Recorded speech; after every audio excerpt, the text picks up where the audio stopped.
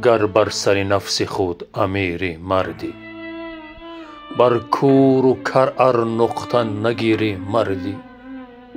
مردی نبود فتاده را پای زدن، گر دست فتاده بگیری مردی. برو ز تجربه روزگار بهره بگیر، که بهر دفع حوادث تو را به کار آید. هر که ناموخت از گذشت روزگار، نیز نآموزد ز هیچ آموزگار.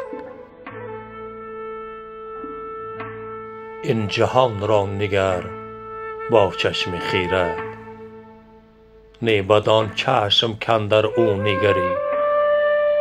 همچو دریاست وز نکوکاری، کشتی ساز تا بدان گذری.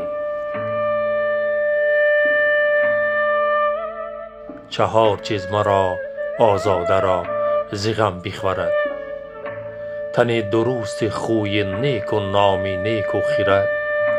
هر آن که ایزدش این هر چهار روزی کرد، سازد که شاد زید جاویدان و غم نخورد. به چشم دلت دید باید جهان، که چشم سر تو نبیند نهان.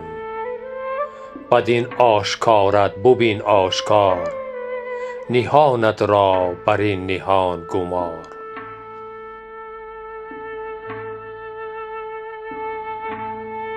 ای دریغا، ای دریغا که خردمند را، باشد و فرزند و خردمند نی.